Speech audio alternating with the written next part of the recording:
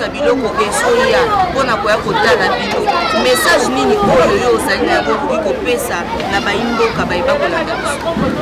Vraiment message na ngai ya liboso eza nano totondi nzambe botondi mingi mpe to remercier gouverneur mpe mokonzi ya mboka ya komona kokanisa biso parce que oyo ezali centre ya monene koleka bacentre nyonso me yebanaka te bato bakipaka biso te toliaka na pasi makambo nyonso na pasi surtout na confinement oyo bandikape meme babanda kotianga kutu makelele me ndenge ni bacentre mosusu baza kolialia batozwa biloko biso toza kozwa te donc moi pasi ekomaki par rapport à komona ke tozali au moins na 117 familles plus de 600 personnes oyo tofandanga na place oyo ndenge boza boye mpo bato mosusu basi babimaki mpo ya kovanda me toza na joie ya komona ke ndenge mokonzi akaniseli biso pourquoi toliaka na pasi nous vivons dans le mendicité ntango tozokende osenga na babare ntango bandikape baokende osenga na bamagasin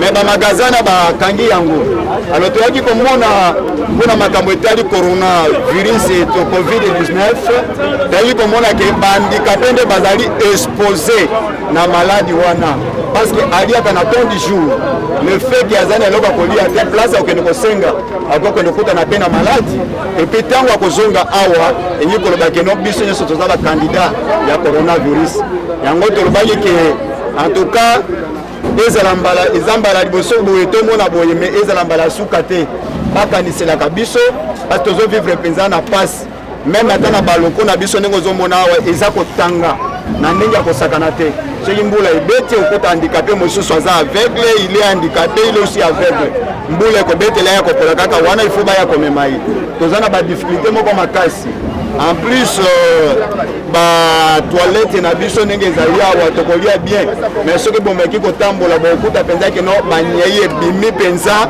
ti likolo na ndenge ya kosakana ezali te alors lorsque handicapé azonguluma po akende okota na wese wana en tout cas ezali lokola kaka tozobika na kati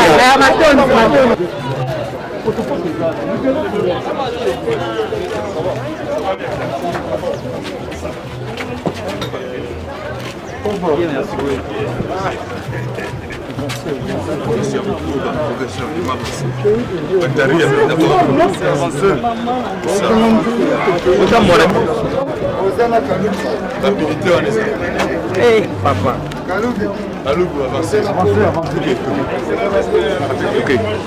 Toquei. L'espace est à mouquer.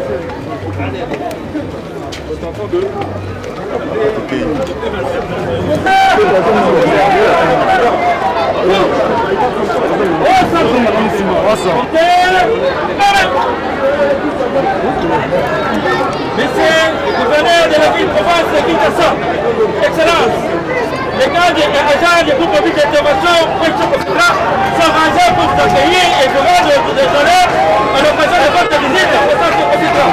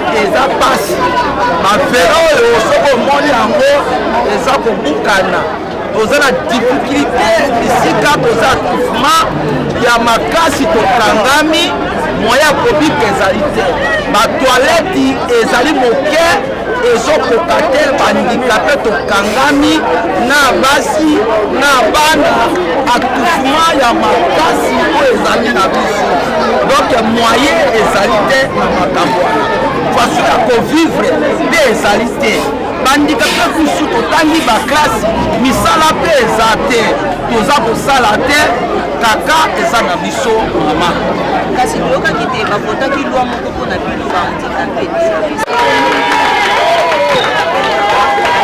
mokolo na bino mokolo na biso te kasi mokolo na bino po mitema na bino eimakimaki mingi bolobi bongo guverner yango ezali kaka mwana mboka Argentini oyo tolelaka boni akokanga oyo bobengi confinement akokanga Gombe abosani na biso bahandikape ya funa bolobaki bongo te eske bokanga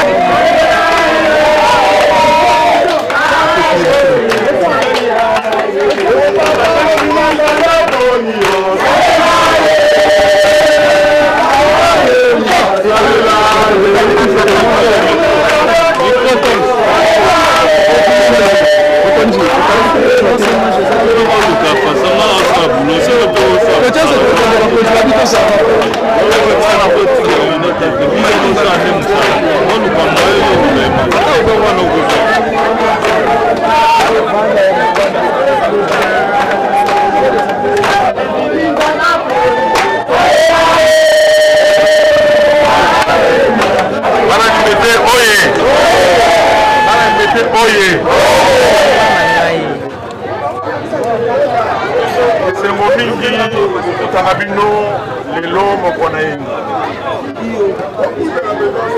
ndenge omoni biso boye awa ngai moko naye mpe na vice-gouverneur ya Mai Ndombe azali awa toza na baministre provinciaux toza mpe na coordonnateur ya opération Kinshasa Bopeto na bakadre mingi ya hotel de ville toye kotala bino eza boye te bino so boyambi bapaya bolobaka nini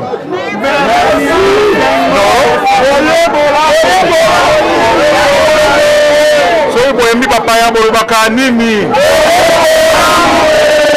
oyei bolamu eza boye biso toye kotala bino na esengo memeli bino mbote euti mpe epai ya baninga mosusu bazwi moyen ya koya lelo te batikali balobi mbala nsima bango mpe bakoya kotala bino ezali esengo mingi kokutana bandeko ndenge tozali boye tozali bakongolais tozali bakinois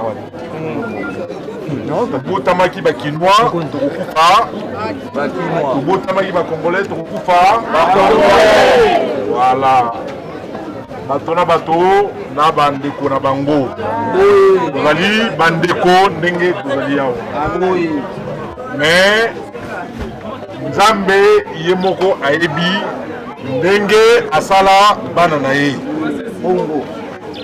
ok bato nyonso na mokili baza ndenge moko te nzambe atalaka mitema ya bato eza boye te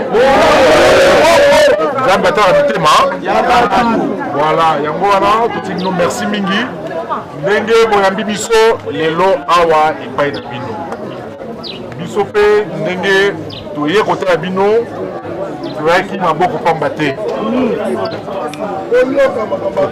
limbolela bino position nini biso toye na yango yango wana nalingi koloba boye nalandi maloba motuya oyo président na bino alobi awa oyo bato nyonso balandi mpe bayoki nayoki boza na badifficulté ya makasi batoilette ezali ya kotonda batoiture ici ebebi mai ya mbula soki ebeti eza kokotela bino na bambeto moyen bolala malamu nayoki yango Et la Bosenga, la maman ministre Laetitia Benakabamba, Azali Awa, à l'état des besoins, Misalagno Sowana, et la ministre des Finances, Rutala Ndengenini, ya Usala Misalawana.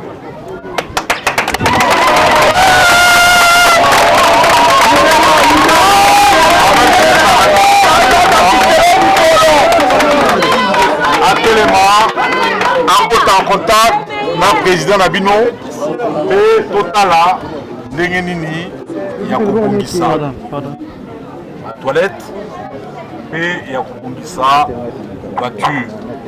Aussi ici, par contre, il paie moins langue. Oui, langue.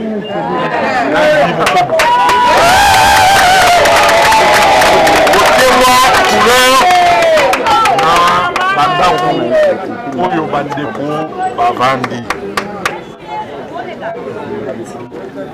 Sengeli biso hôtel de ville to manifester solidarité na biso na bandeko na biso. Bango baza bandeko mosusu te bandeko na bango ezali soki oza kotambola na nzela omoni ndeko no na pasi bongo surtout babiso oyo tozwa mwa peut-être chance to malchance ya kovivre na bamboka bapai okoka congolais boye na nzingazinga na yo azali te so okutana ntana mwana sénégalais ou bien malien obingi ndeko parce que pasi ya okutana congolais esika oyo ovandi ezalaki mwa pasi congolais bazalaki rare so okutana mwana malien okutana mwa ivoirien olobi ah ndeko na ngai parce que ozomona ye aza ndenge moko na bandeko no otiki na kisasa. Alors mpona yango ndenge na lobali toyaki maboko pamba te toyaki na 117 sac ya loso, toyaki mpe na 117 sac ya semoule ezali awa, toza mpe na 117 sac et 117 cartons plutôt ya basardine ezali, tozali mpe na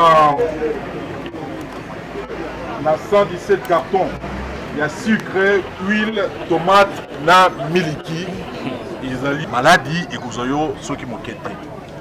Alors na ntina yango toye na bakantini oyo ya mike mpona kotia mai mpe kosukola maboko nalengango balave main mpe na basolution hydroalcoolique oyo eza na alcool eza mpe na savon na kati soki ozwi yango utilize yango lokola savon okoli mai osukoli maboko ntango iso maladi moyen ekotela yo eza te. Toyeli bino mpe 1200 maske ezali awa wapi ba maske yango na maske bofukola yango tolakisa mwa échantillon 1200 maske ezali awa mpona bino boyeba komibatela na ntina ya bokono ya coronavirus. Bana Kinshasa oye. Est-ce que bana Kinshasa bakobanga? Bana Kinshasa na tokoki koyoka somo mais tokobanga. Oki? Tokoki koyoka somo mais tokobanga. Voilà. Maladie ya corona eza na somo mais tokobanga yango te. Yango wana esengeli tomibatela po ete maladi ezwa biso te. Moto na moto ayeba kolata masque na ye, moto na moto ayeba kogarde moins distance. Moins distance. Nazwi na okona moko opesa na président.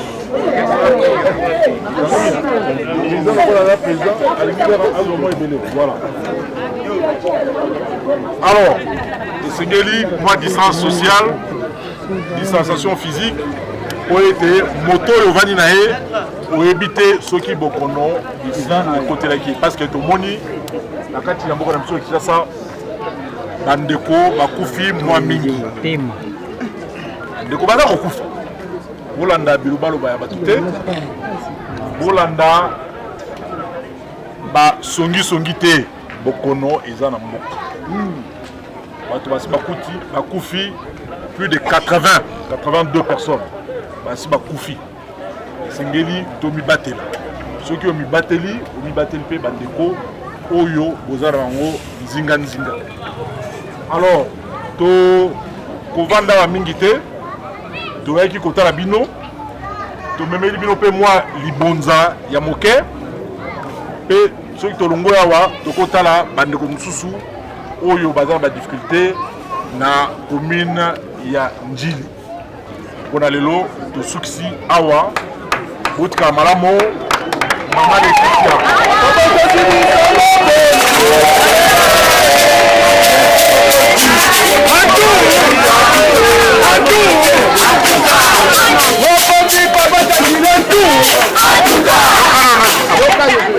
Mama Leticia nakotala makambo ya batoilette pe makambo ya voiture lokola ezali kotanga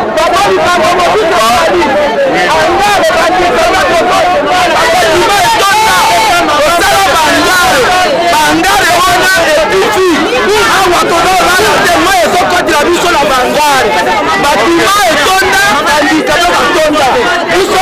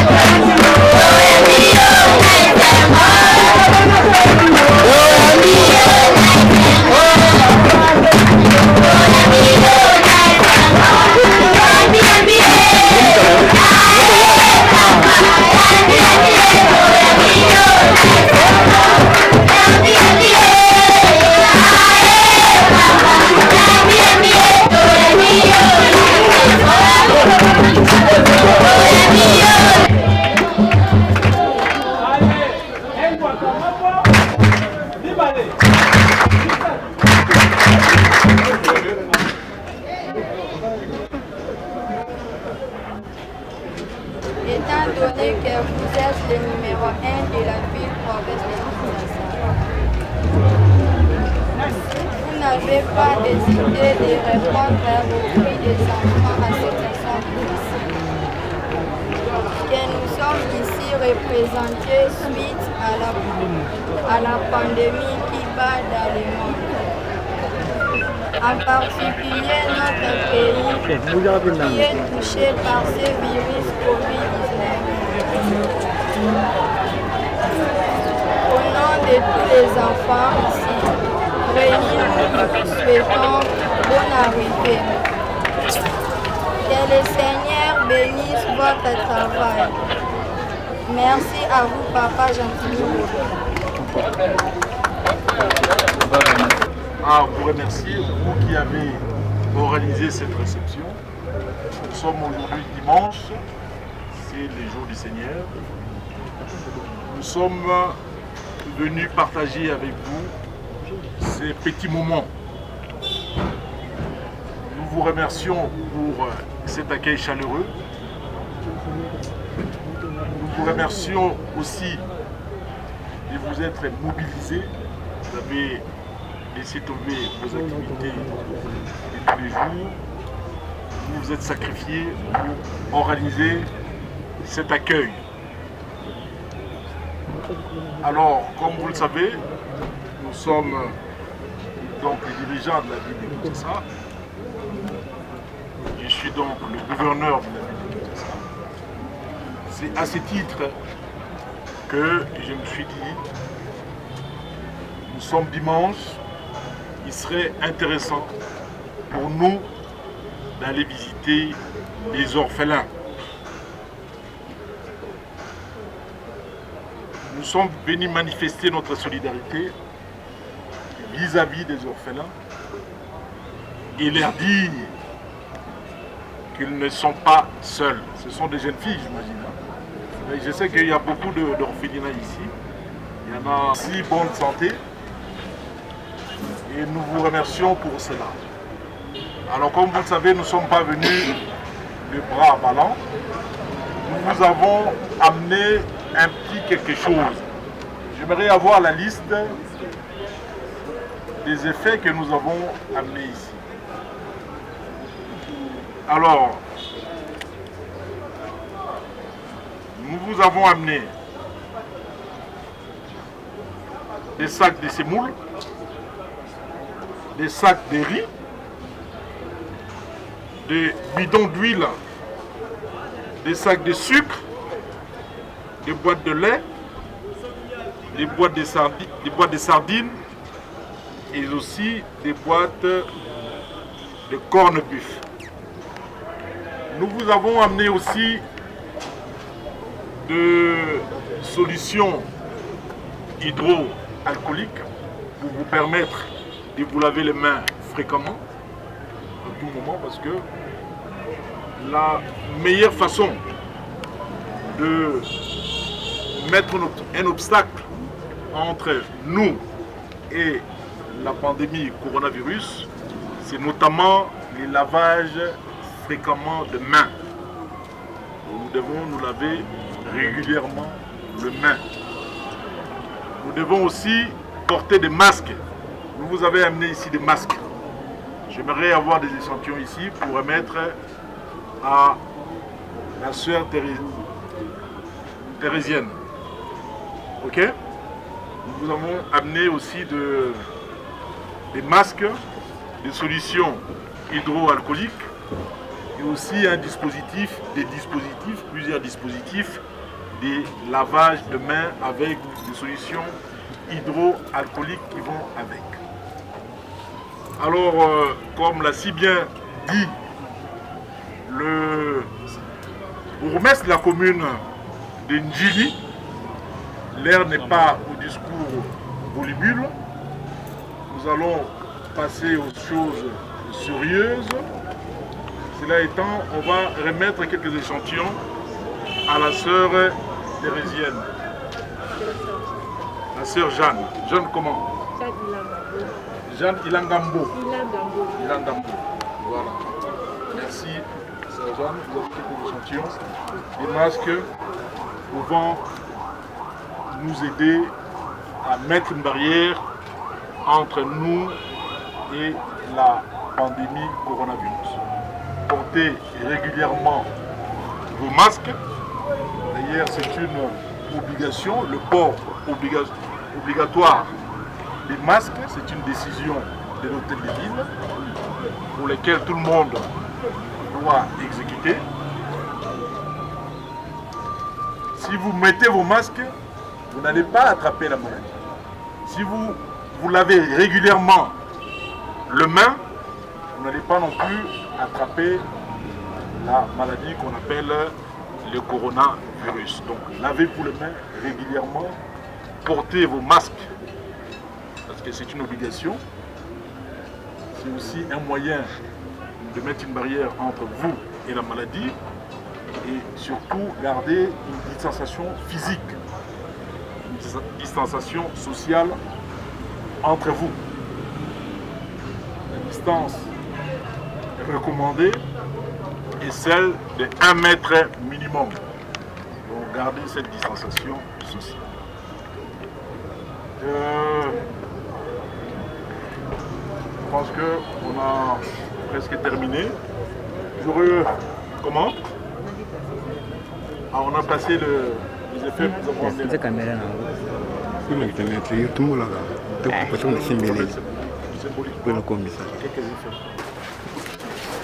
Sœur Jeanne Ilandambo, oui. Voici un petit échantillon des effets que nous avons amenés. Vous avez ici donc du sucre, vous avez aussi des sacs de semoule, vous avez des sacs de riz, vous avez des boîtes de corned-beef, des huiles aussi. Okay. Ouais. Il y a des huiles, des cartons d'huile, il y a des bonbons pour les enfants, il y a des lave-mains qui Ils sont là, il y en a beaucoup. C'est un dispositif qui va vous permettre donc de vous laver les mains régulièrement. Il y a aussi des solutions hydroalcooliques qui vont avec. Voilà, tout est là. Encore une fois, merci de nous avoir reçus à la Samaritaine. C'est un magnifique endroit. Merci, félicitations d'avoir construit tous ces mots. Au final, déjà, qu'on a laissé déjà. Le premier citoyen de la ville a pensé à notre enfant. Un grand merci de réfléchir. Nous allons continuer de prier. Je vous en prie, madame.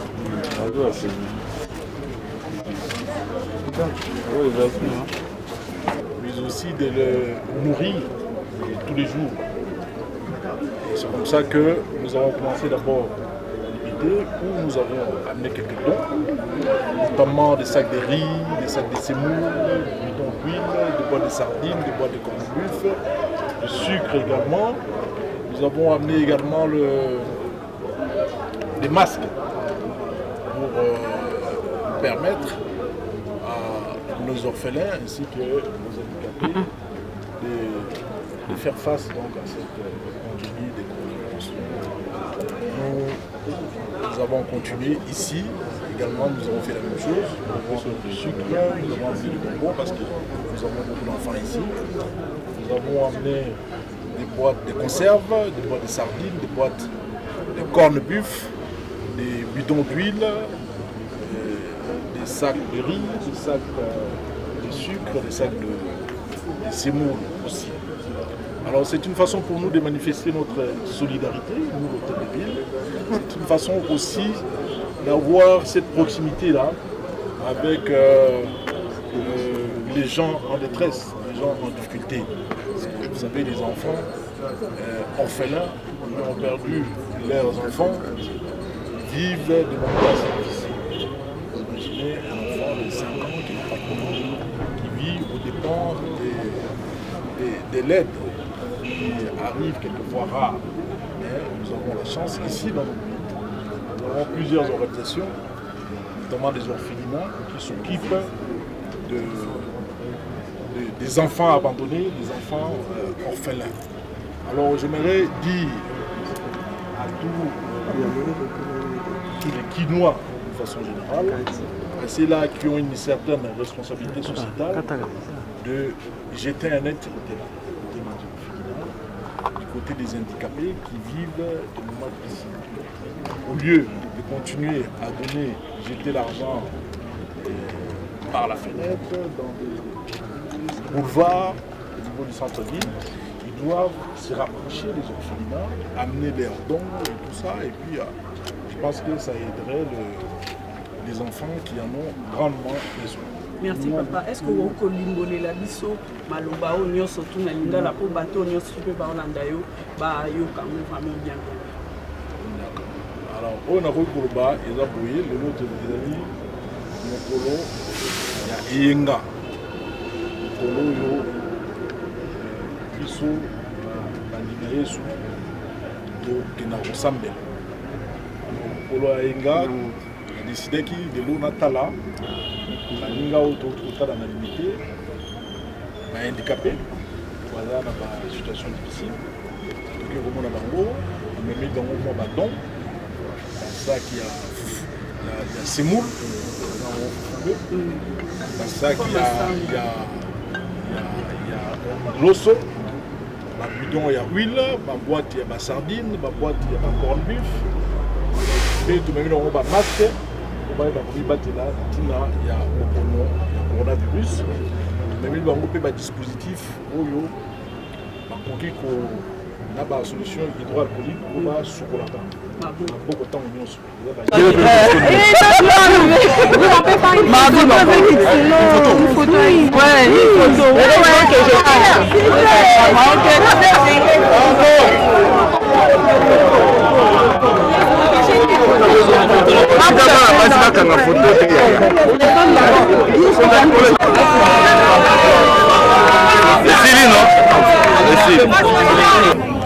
banzi komona Live Télévision Mbote bino baiki vos amis partout dans le monde entier pour la nabso à travers chaîne YouTube de Congo Live.